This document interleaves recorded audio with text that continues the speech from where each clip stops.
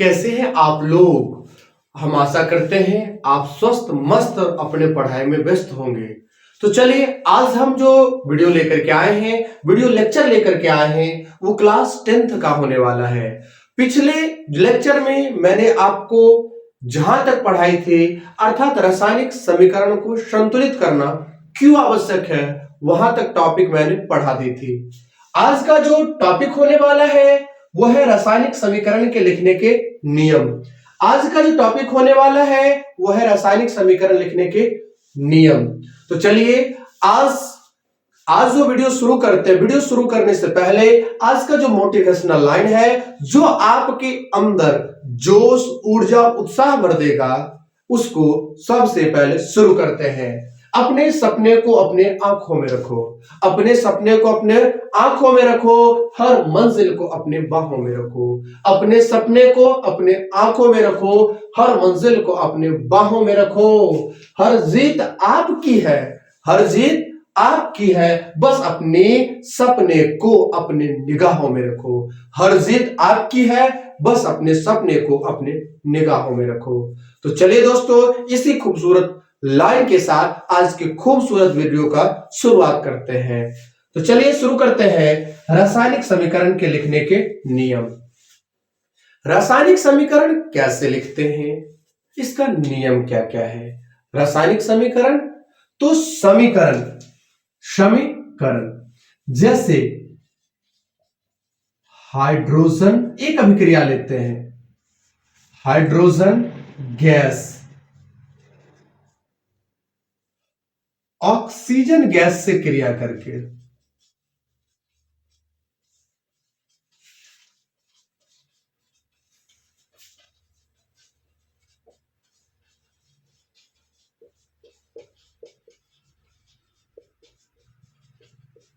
Hydrogen oxide बनाती है।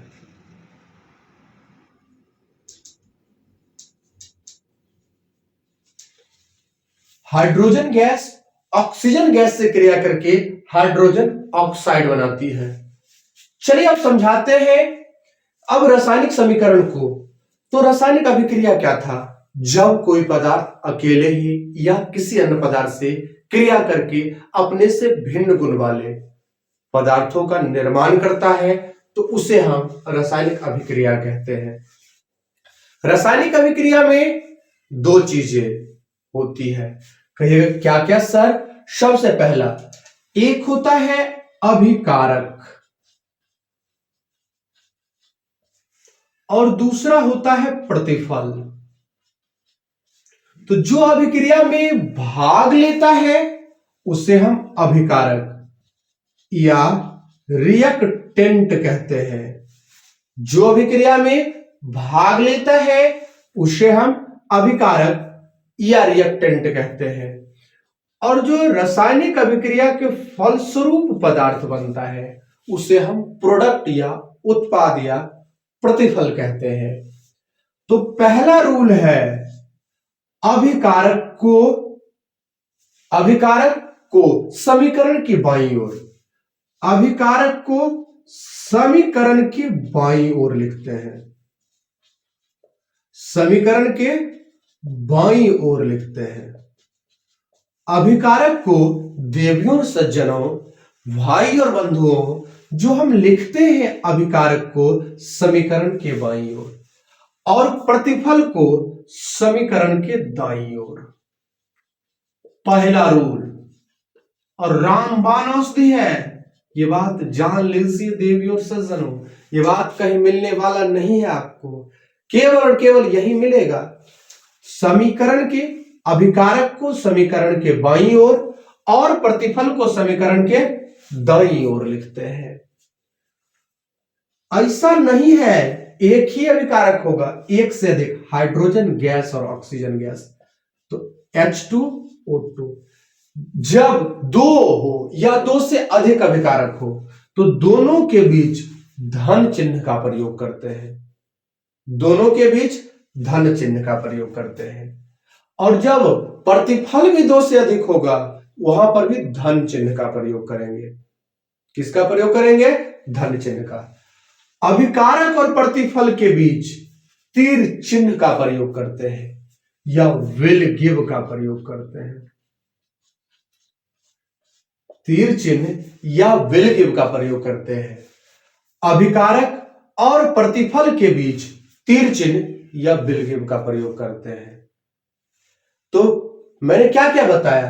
सबसे पहला बात, रासायनिक समीकरण में अभिकारक को समीकरण के बाईं ओर लिखा जाता है और प्रतिफल को समीकरण के दाईं ओर लिखा जाता है।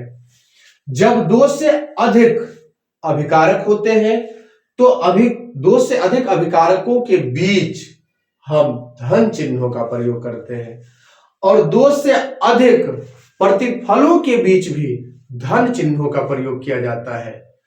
उसके बाद अभिकारक और प्रतिफल के बीच हम तीर चिन्ह या विल गिव का प्रयोग करते हैं।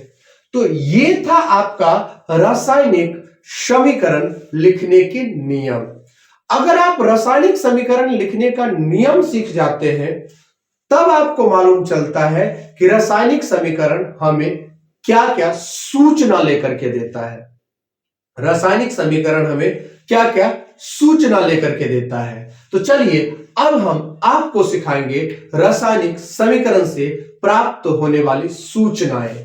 अब हम जो बताएंगे आपको रासायनिक समीकरण से प्राप्त होने वाली सूचनाएं। अब चर्चा करते हैं रासायनिक समीकरण से प्राप्त होने वाली सूचनाएं।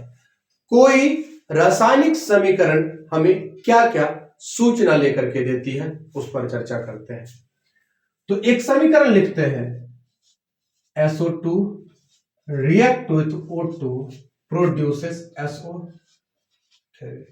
बैलेंस कर लीजिएगा क्योंकि सूचना लिखते वक्त समीकरण संतुलित होना बहुत ही जरूरी है।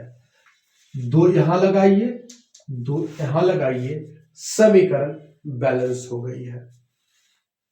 तो सबसे पहला बात ये देखिएगा कि कौन सा पदार्थ भाग ले रहा है और कौन सा पदार्थ नया बन रहा है। तो सल्फर डाइऑक्साइड, सल्फर डाइऑक्साइड क्रिया करता है ऑक्सीजन से।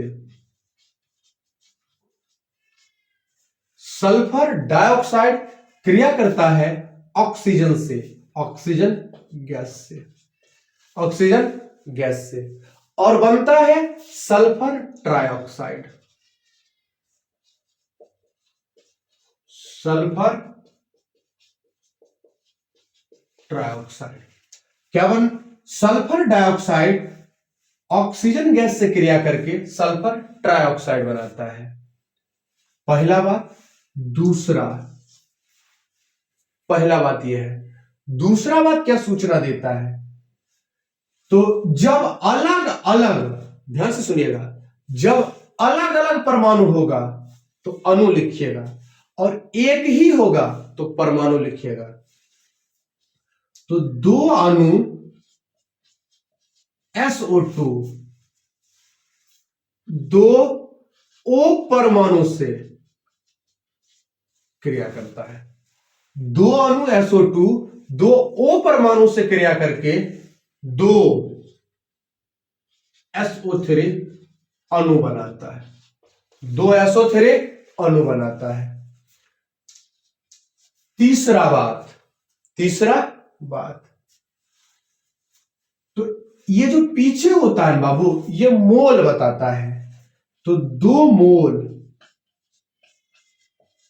SO2 कितने मोल O2 से क्रिया करता है? एक मोल O2 से क्रिया करता है। और कितना मोल SO3 बनाता है? दो मोल SO3 बनाता है। तो पहला, ये कौन सा पदार्थ भाग ले रहा है और कौन सा पदार्थ बन रहा है, इसकी जानकारी देता है। दूसरा, दो अणु SO2 दो ऑक्सीजन परमाणु से क्रिया करके दो SO3, अर्थात ये भाग लेने वाले और बनने वाले तत्वों या फिर अणुओं की आपेक्षिक संख्या बताता है। परमाणु या अणुओं का आपेक्षिक संख्या बताता है। तीसरा मोल की जानकारी देता है।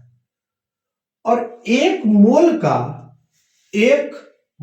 का याद रखिएगा आयतन होता है एसटीपी पर।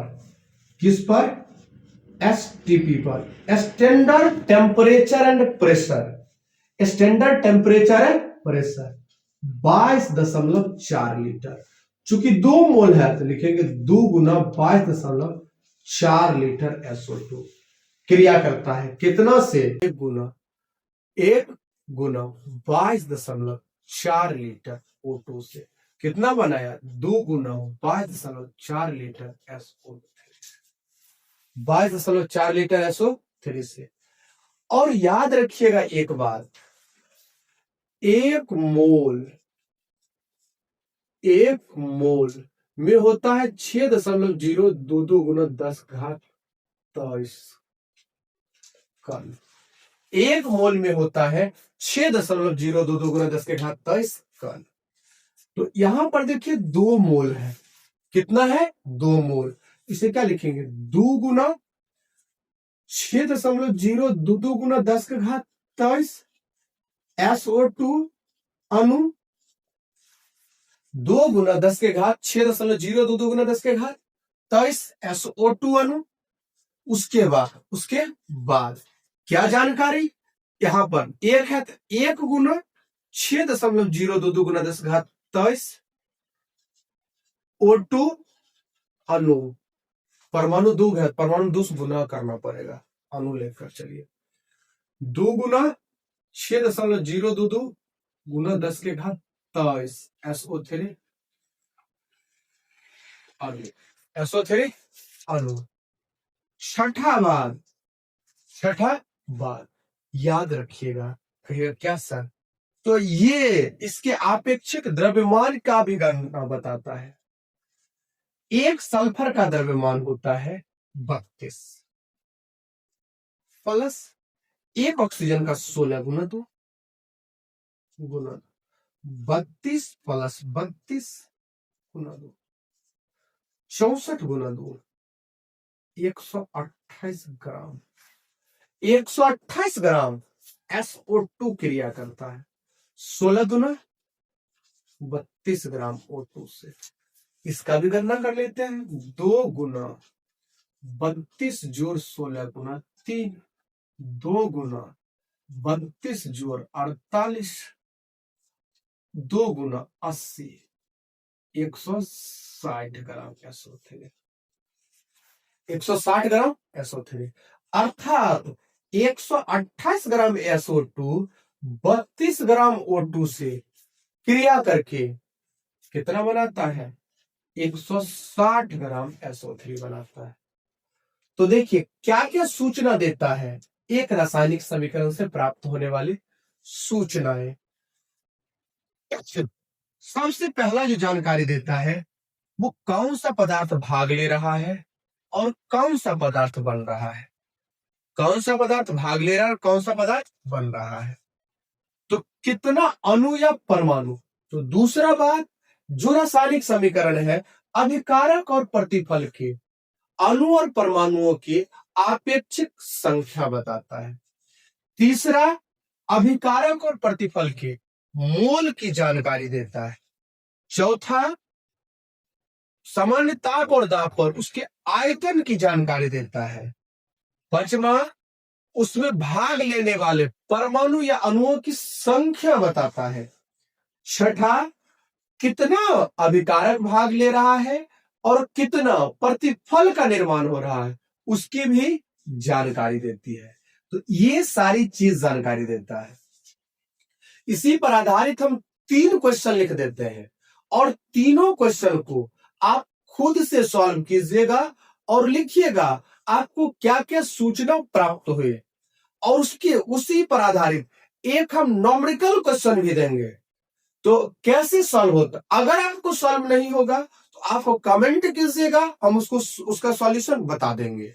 तो सबसे पहले हम 3 क्वेश्चन लिखते हैं जिसको आपको सबसे पहले 3 हम समीकरण लिखते हैं जिस तीनों समीकरण को सूचना लिख करके आपको कमेंट करना है और खुद से नोटबुक में भी लिख लेना है। और ये सारा चीज आपको नोटबुक में लिखी होनी चाहिए, क्योंकि एग्जाम के समय में नोटबुक ही आपका काम देगा, दुनियादारी कोई नहीं। एक चीज याद रखिएगा, वक्त पर वक्त को वक्त नहीं दीजिएगा, तो वक्त के पास इतना वक्त नहीं है कि लौटा करके आपको वक्त दे सके। याद रखिएगा, आप जिस समय सो रहे होते हैं कोई उस समय कोई रात भर जाग करके पढ़ रहा होता है। क्लास 10th में ही हिंदी में एक चैप्टर है हमारी नींद, वीरेन डंगवाल से लिखते हैं कि जब आप सोए हुए थे, जब आप कोई आराम फरमा रहे थे, उस समय पौधे भी 1 इंच बढ़ जाते हैं। सब लोग आगे बढ़ रहे हैं, केवल आप पीछे रह रहे हैं। आप पीछे क्यों रहिएगा, आप हमारे साथ जुड़े हुए हैं। पढ़ते रहिए, आगे बढ़ते रहिए। कहता है सबका साथ सबका विकास। याद रखिएगा, जीवन में सलाह मत लीजिए, वैसे लोगों को साथ रखिए। सलाह देने वाले बहुत लोग मिलेंगे, लेकिन साथ देने वाले बहुत कम लोग। दुनिया में कहीं कोई लोग सलाह की जरूरत नहीं, हमें साथ की जरूरत है। और चलिए हम 3 प्रश्न लिखते हैं, जिसका आंसर लिख करके आपको कमेंट करनी है। सबसे पहला, N2 रिएक्ट करता है H2 से और बनाता है NH3। हम बैलेंस कर देते हैं, आज बैलेंस करके लिखते हैं। दूसरा, H2 O2 से रिएक्शन करके H2O बनाता है। तीसरा प्रश्न SO2 से क्रिया करके SO2 बनाता है। 3 प्रश्न, ये 3 प्रश्न है। और एक प्रश्न हम लिखते हैं आपको आंकिक प्रश्न, जिसे आपको सॉल्व करनी होगी।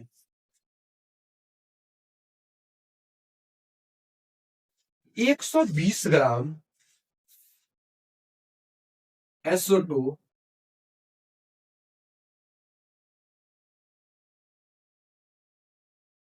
क्रिया करता है 100 ग्राम O2 से, तो कितना SO3 का निर्माण होगा। इसे आप बनाने का प्रयास कीजिएगा। सॉल्व हुआ तो अच्छा, नहीं सॉल्व हुआ आप कमेंट जरूर कीजिएगा कि सर ये क्वेश्चन हमसे सॉल्व नहीं हुआ। देखेंगे कितना कमेंट आता है। अगर कमेंट इस पर बहुत ज्यादा है, हम इसको दोबारा सॉल्व करके बताएंगे और आपको सिखा भी देंगे कैसे सॉल्व किया जाता है। तो आज के एपिसोड को यही लॉक करते हैं। मिलते हैं आपसे अगले एपिसोड में। तब तक के लिए हंसते रहिए, मुस्कुराते रहिए और पढ़ते रहिए रसायन शास्त्र। अगर ये वीडियो आपको अच्छा लगा तो चैनल को सब्सक्राइब कीजिए, वीडियो को लाइक कीजिए और अपने जैसे दोस्तों को शेयर कीजिए।